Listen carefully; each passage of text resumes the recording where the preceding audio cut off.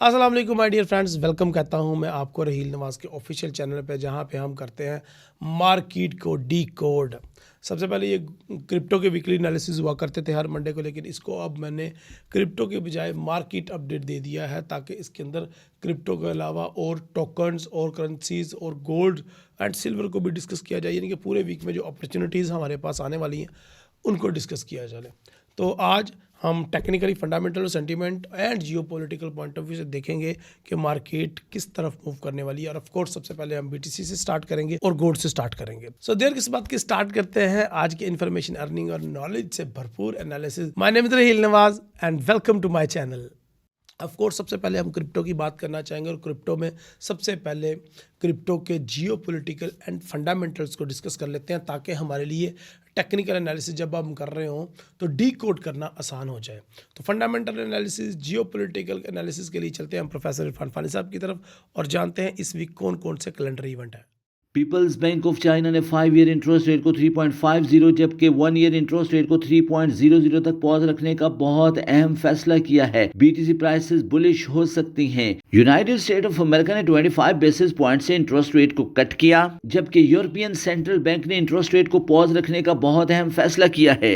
Mexico bank ने भी interest rate को पॉज रखा है, जबकि बैंक ऑफ इंग्लैंड ने 25 बेसिस पॉइंट से इंटरेस्ट रेट को कट किया है। जे पॉवल ने कहा है कि हम आरएमपी करेंगे, यानी रिजर्व मॉनेटरी परचेज, जिसकी बुनियाद पर फाइनेंशियल मार्केट में क्वांटिटेटिव ईजिंग का आगाज हो चुका है। बैंक ऑफ जापान ने 25 बेसिस पॉइंट से इंटरेस्ट रेट को हाइक किया, और आज पीपल्स बैंक ऑफ चाइना ने इंटरेस्ट रेट को पॉज रखने का बहुत अहम फैसला किया है। इससे पहले people's bank of China 250 billion yuan market में लिक्विडिटी इंजेक्ट कर चुका है। Quantitative easing, interest rate cut और मनी प्रिंटिंग की बुनियाद पर आने वाले दिनों में क्रिप्टो मार्केट बुलिश हो सकती है। दूसरी तरफ यूनाइटेड स्टेट ऑफ अमेरिका और वेनेजुएला के दरमियान मसाइल में इजाफा नोट किया गया है। यूक्रेन रशिया तनाजा जूं का तू बरकरार है। डोनाल्ड ट्रंप ने कहा है कि 25 दिसंबर को अच्छी खबर मिल सकती है। Crypto fear and greed index में 1% इजाफा नोट किया गया है। Total crypto market cap 2.96 trillion से बढ़कर 3.01 ट्रिलियन डॉलर तक पहुंची है। क्वांटिटेटिव ईजिंग की बुनियाद पर आने वाले दिनों में क्रिप्टो मार्केट में इजाफा नोट किया जाएगा। बीटीसी प्राइसेस हाल फिलहाल $88,900 के आसपास तिजारत कर रही हैं। बीटीसी प्राइसेस बुलिश हो सकती हैं। Welcome back guys. सबसे पहले हम मंथली से बीटीसी का आगाज़ करेंगे, since this is the last week of trading, यानी कि अब क्रिसमस आ रहा है, तो क्रिसमस में मार्केट अनप्रेडिक्टेड और अन एथिक्स मूव देती है, क्योंकि मार्केट सारी छुट्टी पे होती है, फाइनेंशियल मार्केट। लेकिन बीटीसी की मार्केट पे इतना उसका इम्पैक्ट नहीं आता, क्योंकि ट्रेडर्स के पास ह्यूज फंड होता है, पैसा होता है, और फिर वो पैसा लगाते भी हैं। तो जनवरी 2026 एक नया आगाज़ होगा क्रिप्टो मार्केट के लिए, एक नया रेवोल्यूशन, क्योंकि पाकिस्तान भी क्रिप्टो को अब रेगुलेट करने जा रहा है, बल्कि रेगुलेट कर ही दिया है पाकिस्तान में। उसका इम्पैक्ट अभी तक हमें मार्केट में नज़र नहीं आया। चलें देखते हैं मंथली में क्या चल रहा है। तो सबसे पहले अगर हम बात करें दिसंबर 2025 की, जो कि last month of the year है, आपने देखा कि मार्केट में वॉल्यूम नहीं है। अगर आप देखें तो सबसे पहले हम मंथली कैंडल्स की बात कर लेते हैं। सबसे पहले मैं अक्टूबर के मंथ की कैंडल की बात करना चाहूँगा, जिसका लो था $1,02,000 और हाई था $1,26,000, यानी कि लगभग $25,000 की कैंडल बनी अक्टूबर में। इसी तरीके से $30,000 की कैंडल बनी नवंबर में। लेकिन ये क्या हुआ, दिसंबर में तो मार्केट ने प्रैंक कर दिया ट्रेडर्स के साथ। इसका मतलब ये देखिए 95,000 का हाई एंड 84,000 का लो, $10,000 के अंदर मार्केट मूव कर रही है, और मार्केट की मंथली कैंडल क्लोज होने में केवल 9 दिन बाकी हैं।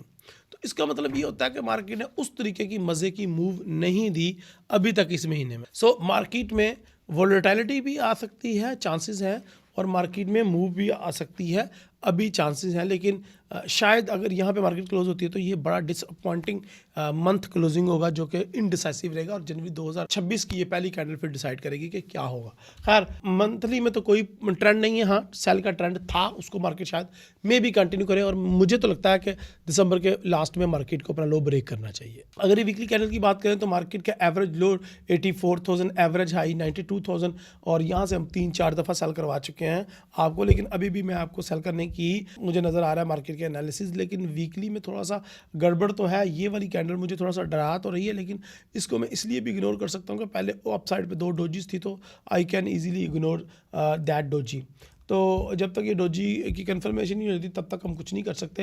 एनीहाउ अगर वीकली से हटके अगर हम डेली की बात करें तो डेली के अंदर आपको नज़र आएगा कि जब मैंने मार्केट को आपको 92,000, 93,000, 94,000, 95,000 सेल करवाया है, अल्हम्दुलिल्लाह आपको बड़ा अच्छा प्रॉफिट हुआ है। सो अभी भी मार्केट के जो स्ट्रॉन्गेस्ट सपोर्ट है वो बनी हुई है 84,000 पे और स्ट्रॉन्गेस्ट रेजिस्टेंस जो है वो 94,000 पे। तो $10,000 के अंदर अंदर आप खेल सकते हैं बीटीसी में जब तक के डाउन साइड पे ब्रेकआउट। ज़्यादातर चांसेस है कि अप साइड या डाउन साइड में से ज़्यादा चांसेस है कि डाउन साइड पे ही ब्रेकआउट हो। तो जब तक ब्रेकआउट नहीं हो जाता तब तक आप इसको सेल कर सकते हैं आर हाई से।